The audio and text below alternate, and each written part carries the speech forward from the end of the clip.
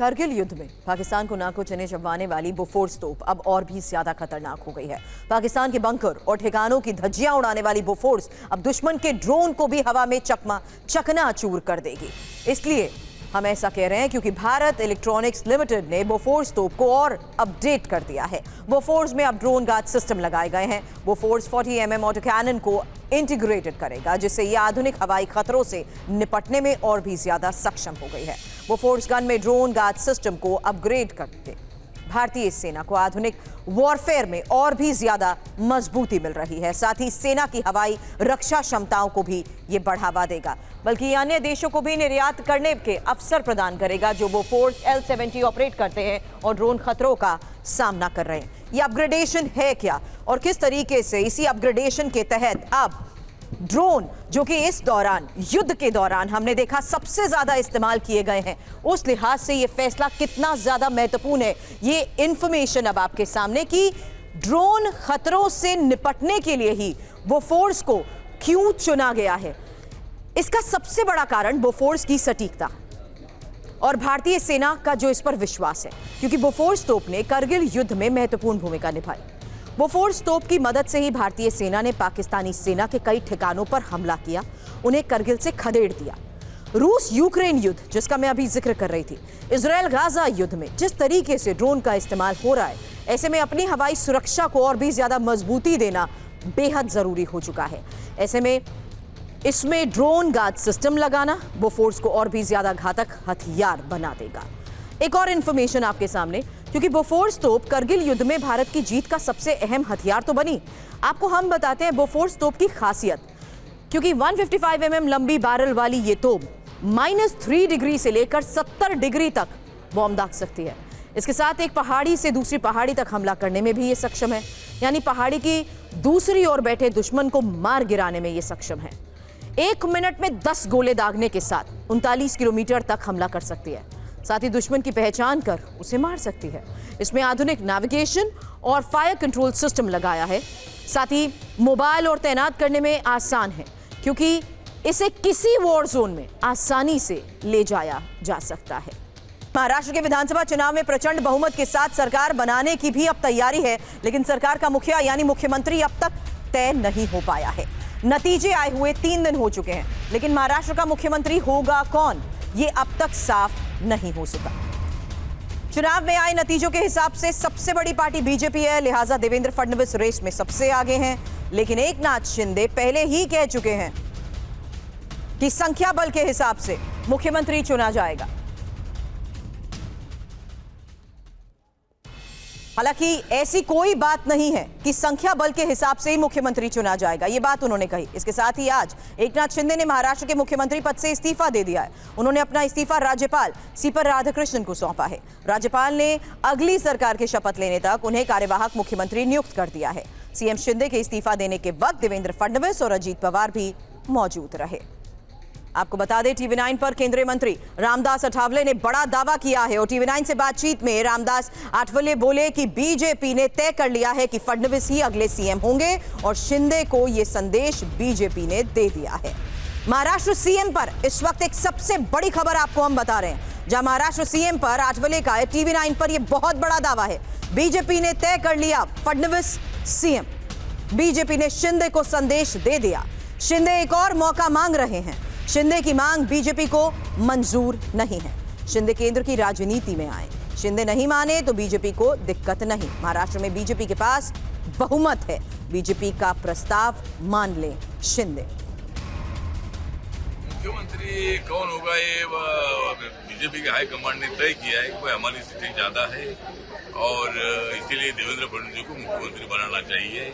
ये मैसेज माननीय एकनाथ शिंदे साहब को बीजेपी के हाईकमांड ने दे दिया है, लेकिन उस पर एकनाथ शिंदे जी की नाराजगी है कि भाई उनको और थोड़ा सा मौका दे देना चाहिए, लेकिन उसके लिए बीजेपी तैयार नहीं है। और यहाँ बिहार का फार्मूले का विषय बिल्कुल नहीं है, क्योंकि बिहार का फार्मूला अलग था।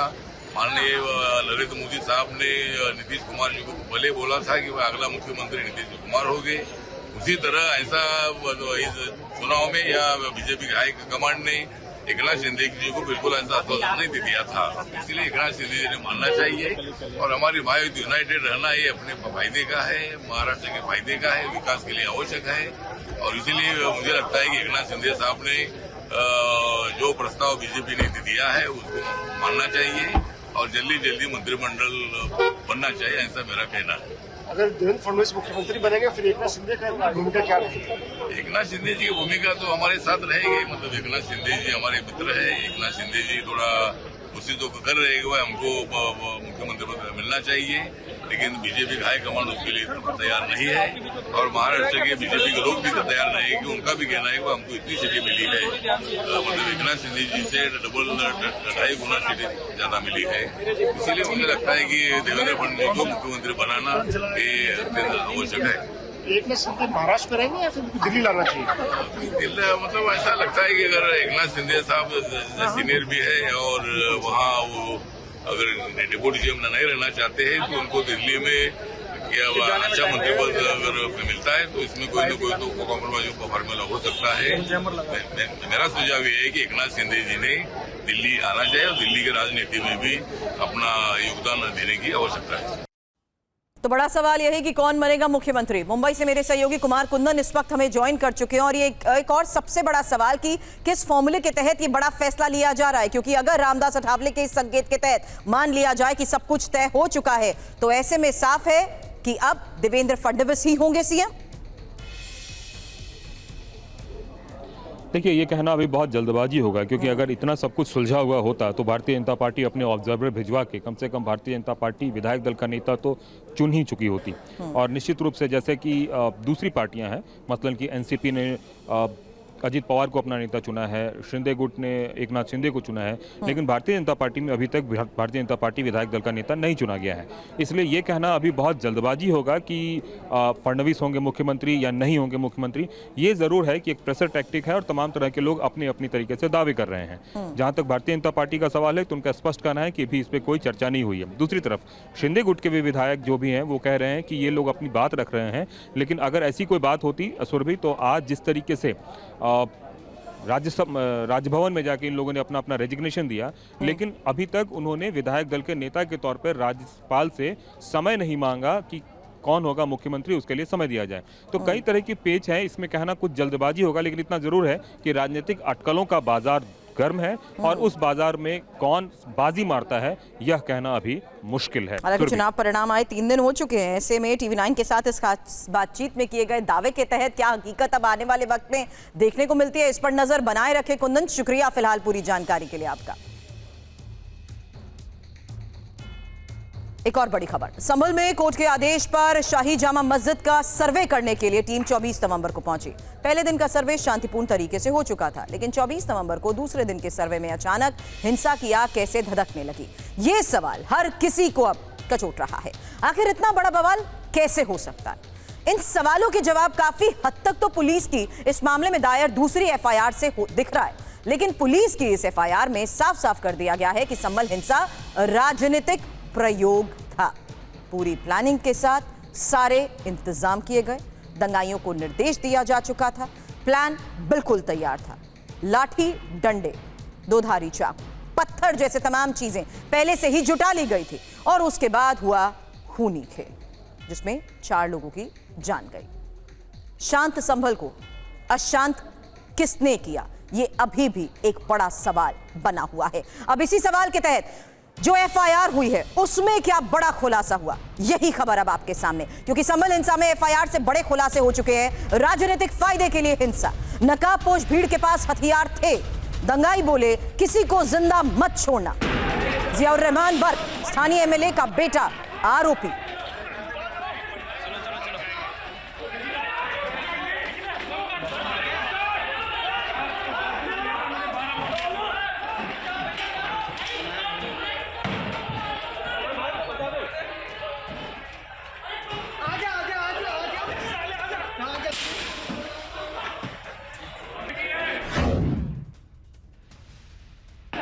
अब एफआईआर के जरिए हुए खुलासे, उसी एफआईआर की कॉपी इंफॉर्मेशन वॉल पर आपके सामने रख रही हूं, क्योंकि इसमें जो लिखा गया है उसे जरा गौर करिए। हालांकि यहां पर मस्जिद के बाहर जुटी भीड़ के पास घातक हथियार थे, यह बात साफ तौर पर लिखी गई है। और हथियारों से लैस होकर जिस तरीके से यहां पर लोगों की मौजूदगी के बारे में बात लिखी गई है उसमें इंपॉर्टेंट है 22 तारीख जियाउर रहमान बर्क पुत्र श्री, यहां पर देखिए किस तरीके से ये तमाम बातें लिखी गई है। जियाउर रहमान बर्क ने भीड़ जुटाकर भड़काऊ बयानबाजी की, सियासी लाभ के लिए, सौहार्द बिगाड़ने के लिए उन्होंने भीड़ को उकसाया। यहां पर आई भीड़ में मौजूद एक एक शख्स का नाम यहां पर मेंशन किया गया है इस एफआईआर में। सुहेग इकबाल ने भीड़ से कहा अपने मंसूबों को पूरा करो, हम तुम्हारे साथ हैं। और पुलिस अपील के बाद भी भीड़ हिंसक हो गई और हमले को अंजाम दिया। कार्रवाई को बाधित ना करने की, हालांकि यहां जिस तरीके से पुलिस अपील करती गई, पुलिस बल पर पथराव होता रहा, तोड़फोड़ हुई, पुलिस की गाड़ियों को आग के हवाले कर दिया गया। एक उपद्रवी ने जिस तरीके से लगातार जानकारियां इस पूरी एफआईआर में लिखी गई है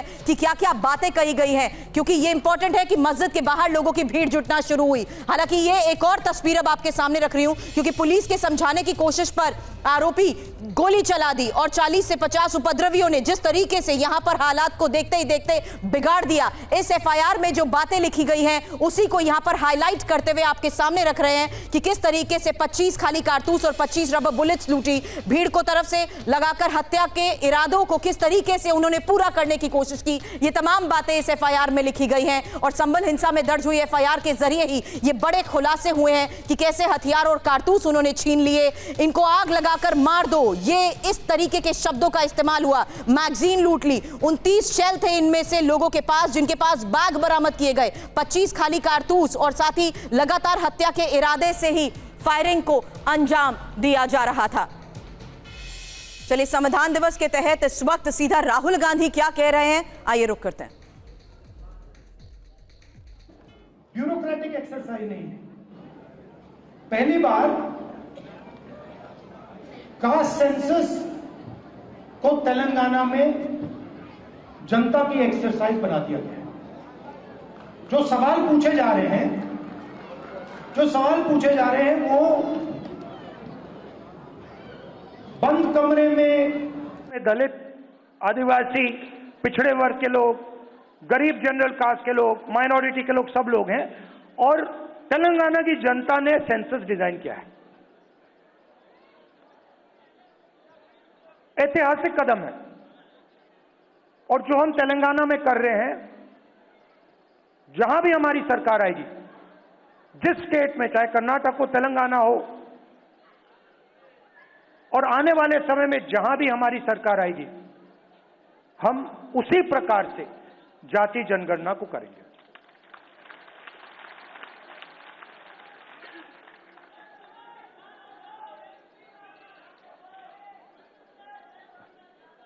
आएंगे, वहां भी आएंगे।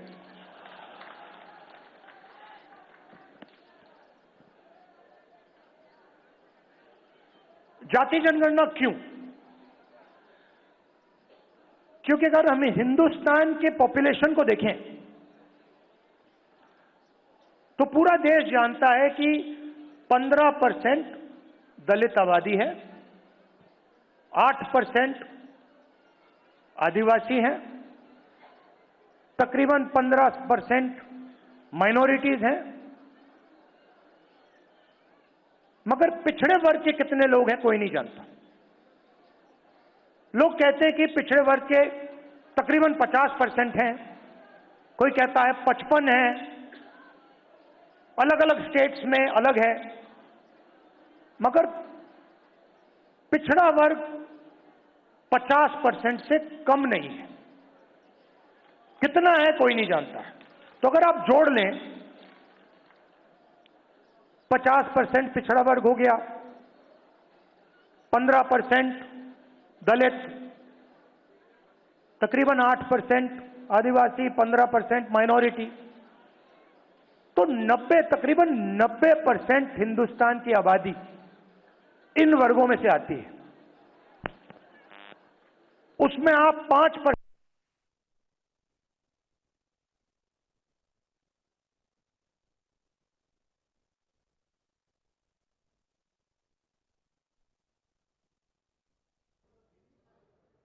हालांकि यहां पर साफ नजर आ रहा है राहुल गांधी संविधान हिंसा की इजाजत नहीं देता। जिस तरीके से इस वक्त भारत जोड़ो संविधान अभियान के तहत संबोधित कर रहे थे, उस दौरान एक टेक्निकल ग्लिच की वजह से शायद माइक इस वक्त नहीं चल रहा है, इसलिए राहुल गांधी की अब आवाज नहीं आ रही। लेकिन संविधान को देखते हुए तालकटोरा स्टेडियम में इस वक्त आपको बता दें कांग्रेस का भारत जोड़ो संविधान अभियान जारी है और जहां देखिए इस वक्त राहुल गांधी संबोधित कर रहे थे और उसी दौरान इस टेक्निकल ग्लिच की वजह से अचानक माइक की आवाज बंद हो चुकी है, इसलिए राहुल गांधी का ये संबोधन बीच में अब रुक गया है। और पिछड़े वर्ग की हिस्सेदारी का पता नहीं, महत्वपूर्ण बातें अभी तक राहुल गांधी की तरफ से संबोधन के दौरान कही गई हैं। संविधान किताब नहीं और संविधान सत्य और अहिंसा की किताब है। इस संबोधन के दौरान राहुल की तरफ से बड़ी बातें यहां पर कही जा रही हैं और ये इस वक्त सीधी तस्वीरें दिल्ली के तालकटोरा स्टेडियम से आप देख रहे हैं जहां राहुल गांधी इस वक्त संबोधित कर रहे थे। हालांकि इसी संबोधन के दौरान अचानक माइक बंद होने की वजह से कार्यक्रम में खलल। और देखिए फिलहाल ये सीधी तस्वीरें इस वक्त हम आपको दिखा रहे हैं जहां राहुल गांधी भारत जोड़ो संविधान अभियान के तहत इस कार्यक्रम को अभी संबोधित कर रहे थे।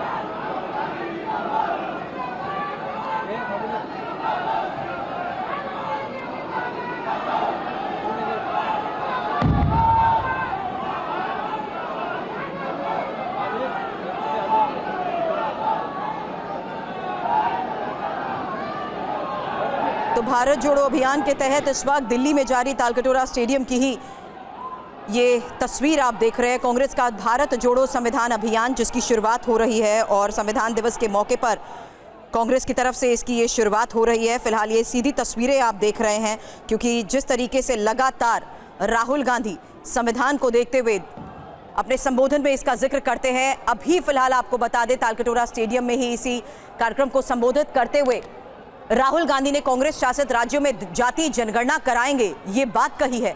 और इसी संबोधन के दौरान अचानक ऐसा क्या हुआ कि राहुल का माइक बंद हो गया, उसी को फिलहाल इस वक्त ठीक करने की ये कोशिश की जा रही है। जहां देखिए तालकटोरा स्टेडियम से ही ये सीधी तस्वीरें आपको दिखा रहे हैं कि अचानक राहुल का संबोधन बीच में रुक चुका है। जहां राहुल संविधान को लेकर महत्वपूर्ण बातें कर रहे थे और तालकटोरा स्टेडियम से ही राहुल गांधी के ये संबोधन बीच में रुक चुका है, माइक अचानक खराब हो चुका है, बंद हो चुका है और उसी दौरान देखिए कार्यक्रम बीच में अब रुक चुका है। हालांकि ये देखिए राहुल गांधी आपको मंच पर नजर आ रहे हैं जो इस वक्त इसी भारत जोड़ो संविधान अभियान को संबोधित कर रहे थे और इसमें जाति जनगणना का भी उन्होंने जिक्र किया और कहा कि कांग्रेस शासित राज्यों में वो जाति जनगणना कराएंगे और संविधान हिंसा की इजाजत नहीं देता है। ये बड़ी बातें अभी तक राहुल गांधी ने अपने संबोधन में कही हैं।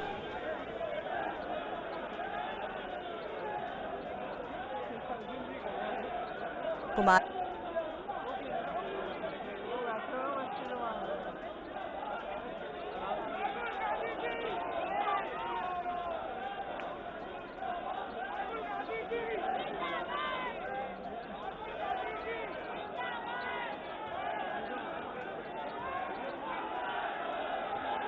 राहुल गांधी किस तरीके से सीधे तौर पर ये सवाल उठाते आए हैं कि बीजेपी ने कभी संविधान को नहीं माना है, संवैधानिक संस्थाओं का दुरुपयोग किया गया है। लेकिन इस बीच ये तस्वीर आपको मैं दिखा रही हूं तालकटोरा स्टेडियम की, जहां पर आज खास मौके पर भारत जोड़ो संविधान अभियान की कांग्रेस की तरफ से हो रही शुरुआत और राहुल गांधी के भाषण के दौरान ही माइक और एलईडी सभी बंद हो चुके हैं। तो राहुल गांधी जिस तरीके से अपने संबोधन के दौरान संविधान रक्षक अभियान के दौरान बड़ी बातें कह रहे थे, उसी दौरान हम देख रहे हैं तालकटोरा स्टेडियम में कि उनका माइक अचानक से खराब हो चुका है, माइक बंद हो चुका है। इसलिए राहुल का ये संबोधन, ये कार्यक्रम बीच में रुक गया है। लेकिन इस वक्त जो सीधी तस्वीरें नजर आ रही है उसमें साफ नजर आ रहा है कि एक टेक्निकल ग्लिच है, इसे पूरा ठीक करने की कोशिश की जा रही है, क्योंकि माइक के साथ साथ एलईडी भी बंद हो चुके हैं। यानी क्या यहां पर लाइट की कोई समस्या हुई है, टेक्निकल ग्लिच ऐसा क्या है कि अचानक से राहुल गांधी का माइक बंद हो गया और इसी मंच पर लगी वो एलईडी उसकी भी लाइट चली गई है। तो जिस दौरान राहुल गांधी भाषण दे रहे थे उसी दौरान अचानक माइक बंद होने की वजह से फिलहाल भाषण रुक चुका है। रजनीश हमारे सहयोगी इस वक्त हमें ज्वाइन कर चुके हैं। रजनीश, ये सीधा संबोधन हम सुना रहे थे जहां भारत जोड़ो संविधान अभियान के तहत राहुल गांधी का ये संबोधन हो रहा था, लेकिन उसी दौरान क्या हुआ कि माइक बंद हो गए? देखिए, माइक बंद हो चुका है। राहुल गांधी अभी भी मंच पर हैं और वो बार बार माइक पर बोलने की कोशिश कर रहे हैं, लेकिन आवाज नहीं आ रही है। कोई तकनीकी कारण जरूर होगा, कोई टेक्निकल ग्लिच ये हो सकता है, क्योंकि पूरे स्टेडियम की लाइट जल रही है और सिर्फ राहुल गांधी का माइक और जो पीछे का जो स्क्रीन है वो बंद हुआ है। जो ऑर्गेनाइजर हैं वो इसको फिक्स करने की कोशिश कर रहे हैं, लेकिन आपको बता दूं कि पिछले 2.5-3 मिनट से राहुल गांधी मंच पे ही खड़े हैं। जिस पोडियम पे वो खड़े होकर बोल रहे थे संविधान के बारे में, जातीय आरक्षण के बारे में, वहीं पर खड़े हैं और इस वक्त तक जो माइक है वो ठीक नहीं हुआ है। इमरान प्रतापगढ़ी जो ऑर्गेनाइज कर रहे हैं यहाँ पर, वो भी कुछ बोलने की कोशिश कर रहे हैं दूसरे माइक से, वो भी नहीं बोल पा रहे हैं। तो अचानक ऐसा क्या हुआ है ये इस वक्त बता पाना मुश्किल है, लेकिन जो ऑर्गेनाइजर हैं, आयोजक हैं, वो लगातार इस समस्या को दूर करने का प्रयास कर रहे हैं। हालांकि वाकई हैरान करने वाली बात है रजनीश कि आखिर किस तरीके से इस कार्यक्रम के दौरान माइक बंद हो गया, क्योंकि हॉल में पूरी तरीके से लाइट तो है। ऐसा नहीं है कि कुछ ऐसा फॉल्ट हुआ हो कि हर तरफ अचानक अंधेरा हो गया हो, लाइट चली गई। ऐसी क्या प्रॉब्लम हुई कि सिर्फ राहुल के संबोधन के दौरान ही उनका माइक और बगल में लगी एलईडी स्क्रीन ब्लैक हो चुकी है, बंद हो चुकी है? ये जानना बहुत जरूरी है, क्योंकि इस संबोधन की भी अगर हम बात करें तो राहुल भाषण दे रहे थे और यहाँ इंपॉर्टेंट है ये टाइमिंग, क्योंकि यहाँ संविधान दिवस के मौके पर ही कांग्रेस जिस तरीके से संविधान रक्षक अभियान की शुरुआत कर रही है, उसी दौरान राहुल का ये संबोधन जारी था। बिल्कुल, देखिए, माइक ठीक हो चुका है। अब राहुल गांधी ने दोबारा बोलना शुरू कर दिया है। आप सीधे राहुल गांधी को अब सुन पा रही होंगी, उनका जो माइक है वो ठीक हो चुका है, लेकिन जरूर जो आयोजक हैं वो इस बात की जांच करेंगे, क्योंकि तालकटोरा स्टेडियम। मैं आपको रोकती हूँ रजनीश, राहुल का ये संबोधन एक बार फिर शुरू हो चुका है, सुनते हैं। दलितों की, आदिवासियों की, पिछड़ों की, गरीबों की बात करता है, उसका माइक ऑफ हो जाता है। माइक ऑफ हो जाता है। आपने देखा होगा, मुझे कहा जब माइक ऑफ हो गया तो मुझे कहा, काफी लोग आए और उन्होंने कहा जाके बैठ जाइए। मैंने कहा मैं नहीं बैठूंगा, मैं खड़ा रहूंगा, मुझे नहीं बैठना। माइक जितना ऑफ करना है करो, मुझे जो बोलना है मैं बोलूंगा।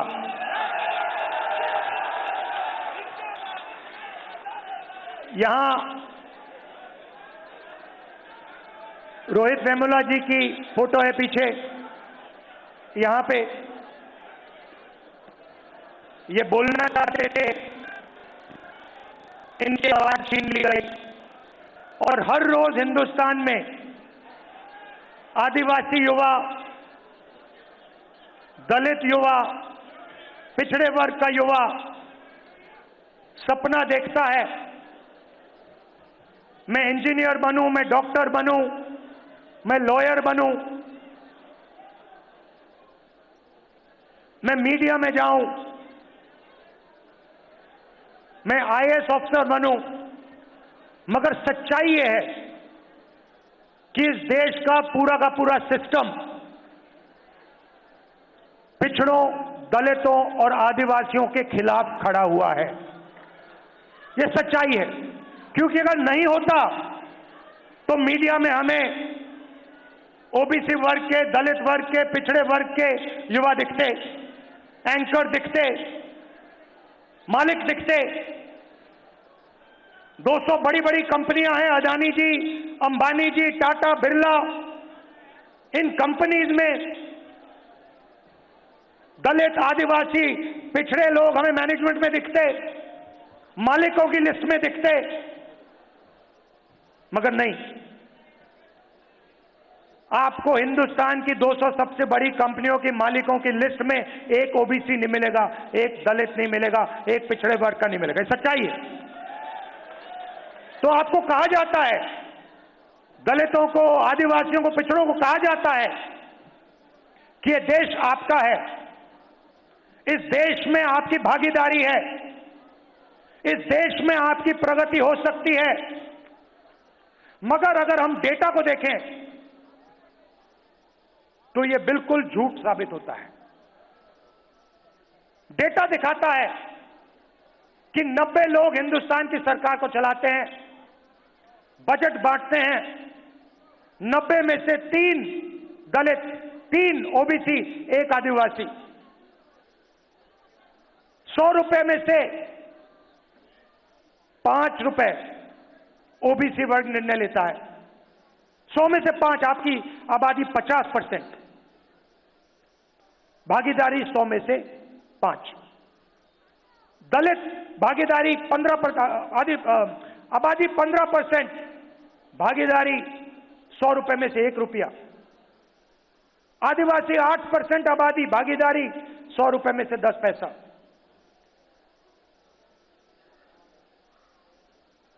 आपके सामने दीवार खड़ी हुई है और आप जानते हो, और आप इस बात को गहराई से समझते हो। समझते हो नहीं समझते हो? यस सर, समझते हो ना ठीक से कि आपके सामने दीवार खड़ी है और उस दीवार को नरेंद्र मोदी और आरएसएस मजबूत करते जा रहे हैं। जहां भी उनको अपॉर्चुनिटी मिलती है, वो दीवार में सीमेंट डाल देते हैं। पहले पब्लिक सेक्टर हुआ करता था, उसको निकाल दिया। सारा का सारा प्राइवेटाइज कर दिया, दीवार मजबूत की। पहले सरकारी स्कूल हुआ करते थे, सरकारी अस्पताल हुआ करते थे, सारे के सारे हटा दिए। आज दलित को, आदिवासी को, पिछड़े वर्ग के किसान को कोई भी इलाज की जरूरत हो, लाखों रुपए आपके जेब में से निकलते हैं। निकलते नहीं निकलते? और कहां जाते हैं? आपकी जेब में जाते हैं क्या? पिछड़ों की जेब में जाते हैं? दलितों की जेब में जाते हैं? आदिवासियों की जेब में जाते हैं? नहीं, 25 अरबपतियों की जेब में जाते हैं। उन 25 अरबपतियों में मुझे दलित नाम बता दो, आदिवासी नाम बता दो, पिछड़े वर्ग का नाम बता दो। मैं खड़ा हूं, बता दो, एक नाम बता दो। अदानी आदिवासी है क्या? दलित है, पिछड़े वर्ग का है। अंबानी आदिवासी है क्या? दलित है, पिछड़े वर्ग का है। टाटा, बिरला, ये आदिवासी हैं, दलित है, पिछड़े वर्ग के को नहीं। तो सारा का सारा आपका धन आपके जेब में से निकालकर उनके ओर जा रहा है। और उसमें मैं कहना चाहता हूं 5%, 7% बेचारे जनरल कास्ट के गरीब लोग भी शामिल हैं, उनको भी कुछ नहीं मिलता। खोखले सपने दिए जाते हैं। 24 घंटा मैं 20 साल से देख रहा हूं, 24 घंटा आपको बताया जाता है कि आपको जगह है, आपकी जगह है, आपको जगह मिलेगी, मगर नहीं। और हो क्या रहा है? आस्ते आस्ते दीवार मजबूत होती जा रही है। पहले यूपीए की सरकार थी, मनरेगा दिया, जमीन का अधिकार दिया, भोजन का अधिकार दिया, पैसा कानून दिया। वो दीवार को कमजोर करने के तरीके थे। आज मैं देखता हूं तो मैं कह सकता हूं कि जिस प्रकार से हमें दीवार को कमजोर करना था, हमने नहीं किया, यूपीए सरकार ने नहीं किया। जिस मजबूती से हमने करना था, हमने नहीं किया। मगर हम दीवार को तोड़ने की कोशिश करते थे। ये दीवार में सीमेंट डाल रहे हैं, कंक्रीट डाल रहे हैं, फाउंडेशन दे रहे हैं दीवार का। इसीलिए जाति जनगणना की जरूरत है। जाति जनगणना से आप सबको पता लग जाएगा, मीडिया में हमारे कितने लोग, कॉर्पोरेट इंडिया में कितने लोग, कोर्ट में कितने लोग, जुडिशरी में कितने, प्राइवेट अस्पताल हमारे कितने, प्राइवेट कॉलेजेस हमारे कितने, और अभी कहा गया कि ये एक्सरे है। एक्सरे पहला कदम है। सबसे पहले ही पता लगाना है कि सिचुएशन कैसी है, क्या है। हमें मालूम है कि दलितों को, पिछड़ों को, आदिवासियों को, गरीब जनरल कास्ट के लोगों को, माइनॉरिटीज को दर्द हो रहा है, वो दिख रहा है, सबको दिख रहा है। तो सबसे पहले पता लगाना है फ्रैक्चर कहां है, चोट कहां लगी है, कंपाउंड फ्रैक्चर है, सिंपल फ्रैक्चर, ये पहले लगाना पता। और उसके बाद जाति जनगणना से डेटा मिलेगा। 21वीं सदी है। जो पहले तेल को ब्लैक गोल्ड कहा जाता था, 21वीं सदी का तेल डेटा है। और हम दलितों के बारे में, आदिवासियों के बारे में, पिछड़े वर्ग के बारे में डेटा चाहते हैं। राहुल गांधी खास कार्यक्रम के तहत भारत जोड़ो संविधान की शुरुआत, जिस तरीके से एक अभियान की शुरुआत कांग्रेस कर रही है, उसी दौरान संबोधित कर रहे हैं इस वक्त। और जाति जनगणना से लोगों की भागीदारी किस तरीके से पता लगेगी, कांग्रेस शासित राज्यों में जाति जनगणना कराई जाएगी, बड़ी बातें इस वक्त राहुल कह रहे हैं। और देश में जाति जनगणना किस तरीके से जरूरी है, इसी बड़ी खबर पर आगे भी आपको अपडेट करते रहेंगे। लेकिन इस बीच आज की एक और सबसे बड़ी खबर का रुख करते हैं और बात अब राजस्थान के उदयपुर के पूर्व राजघराने के विवाद की। राज परिवार का प्रॉपर्टी विवाद अब खुलकर सामने आ गया है। परिवार के सदस्यों के बीच चल रहे झगड़े ने सोमवार को हिंसक रूप ले लिया। मेवाड़ के पूर्व राज्य परिवार सदस्य महेंद्र सिंह मेवाड़ के निधन के बाद उनके बड़े बेटे विश्वराज सिंह मेवाड़ के राज तिलक की रस्म की गई। राज तिलक की रस्म के बाद विश्वराज सिंह मेवाड़ को सिटी पैलेस में घुसने से रोक दिया गया। इसके बाद उदयपुर के सिटी पैलेस के अंदर मौजूद लोगों और विश्वराज सिंह मेवाड़ के समर्थकों के बीच जमकर पत्थरबाजी हुई। विश्वराज सिंह राज तिलक के बाद सिटी पैलेस के अंदर धुरी के दर्शन करने जाना चाहते थे, लेकिन सिटी पैलेस में रहने वाले उनके चाचा के परिवार ने इसकी इजाजत उन्हें नहीं दी। महल में जाने की अनुमति नहीं मिलने पर विश्वराज सिंह मेवाड़ के समर्थक पुलिस को घेर कर किस तरीके से सिटी पैलेस के गेट तक पहुंचे, वही तस्वीर आपके सामने है। इस दौरान सिटी पैलेस के अंदर से पत्थर तक बरसने लगे। पथराव के बाद मौके पर माहौल और ज्यादा गर्मा गया। अब राज तिलक की रस्म के बाद विश्वराज सिंह मेवाड़ को सिटी पैलेस में जब घुसने से रोका गया, उस वक्त की ये तस्वीर देखिए। उनके समर्थक उदयपुर के सिटी पैलेस के बाहर सड़क पर प्रदर्शन करने लगे।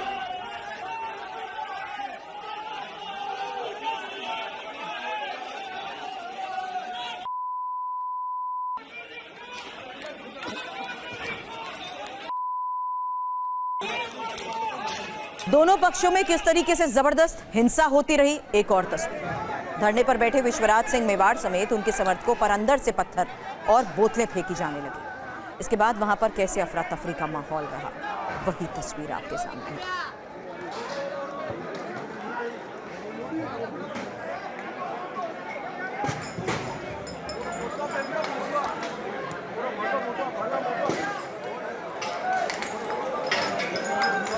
मेवाड़ सिटी पैलेस के बाहर विश्वराज सिंह के समर्थकों की भारी भीड़, एक और तस्वीर देखिए। समर्थकों के हाथों में लाठियां तक नजर आ रही हैं। एक तरफ समर्थक नारेबाजी करते रहे, पैलेस के अंदर जाने की कोशिश करते रहे, वहीं दूसरी तरफ अचानक बिगड़े हालात के बीच ये साफ हुआ कि यहां पर हिंसक प्रदर्शन शुरू हो गया कि पथराव तक चलने शुरू हो। अब उदयपुर के सिटी पैलेस के बाहर हुई हिंसा के बाद हालात हैं कैसे, देखिए ध्वज आर्य की ये रिपोर्ट। एक बड़ा विवाद राज तिलक को लेकर उदयपुर में हुआ और इस वक्त मैं मौजूद हूं जगदीश चौक पर। ये आप देख सकते हैं, ये सिटी पैलेस का जाने का रास्ता है और इस रास्ते को किस तरीके से बैरिकेडिंग करके रोका गया है। कल जो घटनाक्रम हुआ उसको देखते हुए पुलिस ने एहतियात के तौर पर, ये आप देख सकते हैं, बैरिकेडिंग की है, उसके बाद में डबल बैरिकेडिंग की है और उसके बाद जालियाँ लगाई गई हैं। यानी कि जो पुलिस है कोई भी रिस्क नहीं लेना चाहती है। और इस तरीके से आप देख सकते हैं, ये करने के बाद जो यहाँ पर रिसीवर नियुक्त करे गए थे, जो कुर्की की कार्रवाई है वो पुलिस अभी थोड़ी देर में करेगी। लेकिन आप देख सकते हैं कि इस तरीके से यहाँ पुलिसकर्मी तैनात हैं, इनके पास में जो है टीयर गन भी है और इस तरीके से, और तमाम जो आला अधिकारी हैं वो यहाँ पर मौजूद हैं, तमाम जो पुलिसकर्मी हैं। ये आप देख सकते हैं, ये पूरा जो जगदीश चौक है, इस जगदीश चौक को चारों तरफ से बैरिकेडिंग कर दी गई है, लोगों को अब रोका जा रहा है। और जिस तरीके से यहाँ पर एहतियात के तौर पर जो पुलिसकर्मी जो यहाँ पर तैनात किए गए हैं, मेरे साथ कलेक्टर साहब हैं, ये सर जो कल जो घटनाक्रम हुआ उसके बाद में अभी ये कुर्की की कार्रवाई की जा रही है, किस तरीके से रहेगी, कब कार्रवाई होगी और कितना डिप्लॉयमेंट किया गया? हमारे पास सफिशिएंट जाब्ता उपलब्ध है, पर अच्छी बात यह है कि दोनों पक्षों के द्वारा ये एक सहमति बनी है कि वो कोई ऐसा काम नहीं करेंगे जिससे कानून व्यवस्था खराब हो। और दोनों पक्षों के हमने 5-5 लोगों की लिस्ट मांगी है जिनकी हम वार्ता कराएंगे। तो मेरा मानना है कि आपसी बातचीत से, सहमति से कोई रास्ता निकल जाएगा। और जहाँ तक कुर्की की बात है, कुर्की के लिए रिसीवर नियुक्त कर दिया गया है। अभी तो पैलेस के गेट बंद है, तो किस प्रकार की हमें जाब्ते की आवश्यकता रहती है, पैलेस के गेट कब खुलते हैं, जैसे ही गेट खुलते हैं उसके बाद जो है आगे की कार्रवाई करेंगे। सहमति की बात आपने की, कल रात को आपने कहा था कुछ चीज़ों पे जो है सहमति नहीं बन पा रही है, वो कौन सी बातें थी? सहमति इस बात पे नहीं बनी है कि धुनी के दर्शन करने के लिए अंदर जाने को परमिशन को लेके सहमति नहीं बनी है, तो उसी को लेके हम लोग वार्तालाप करेंगे। बड़ी लड़ाई इसी बात पर है कि राज तिलक हुआ, उसके बाद वो अंदर जाना चाहते थे, पारिवारिक जो उनका विवाद था उसको लेकर। पारिवारिक लड़ाइयाँ तो अलग चल रही हैं, पर कल जो एक बाकी सब चीज़ों से हटके जो कल का जो विषय वस्तु था वो धुनी पे दर्शन को विवाद को लेके था, जिस पे कई राउंड ऑफ नेगोशिएशन के बाद सहमति नहीं बनी। पाकिस्तान में पूर्व प्रधानमंत्री इमरान खान के समर्थकों का प्रदर्शन आज कैसे हिंसक हो गया, उसकी एक और तस्वीर आपके सामने में होगी। इस्लामाबाद में पाकिस्तान सेना को बुलाया गया है, जिसमें प्रदर्शनकारियों से सख्ती से निपटने, यहां तक कि देखते ही गोली मारने तक के आदेश शामिल है। इस्लामाबाद के श्रीनगर हाईवे पर पीटीआई के प्रदर्शन के दौरान हुई हिंसक झड़प से कम 4 रेंजर्स और 2 पुलिस कर्मियों ने अपनी जान भी गंवाई है।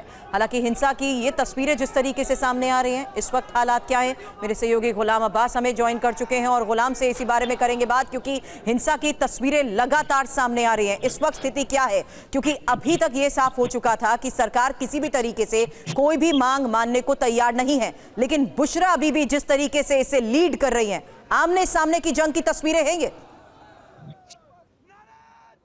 जी बिल्कुल सुरभि, अब लेटेस्ट अपडेट ये है कि इमरान खान के जो सपोर्टर्स हैं बुशरा बीबी की क़यादत में तमाम बैरिकेड्स, तमाम रुकावटें तोड़ते हुए डी चौक पहुंच गए हैं। ये वो टारगेट रखा गया था कि डी चौक ये इस्लामाबाद से बिल्कुल सामने पहुंच चुके हैं और हजारों लोग कंटेनर्स को हटाते हुए डी चौक पहुंचे हैं। जबरदस्त शेलिंग हुई है, लेकिन इसके बावजूद वहां पे पहुंच के बुशरा बीबी ने अपना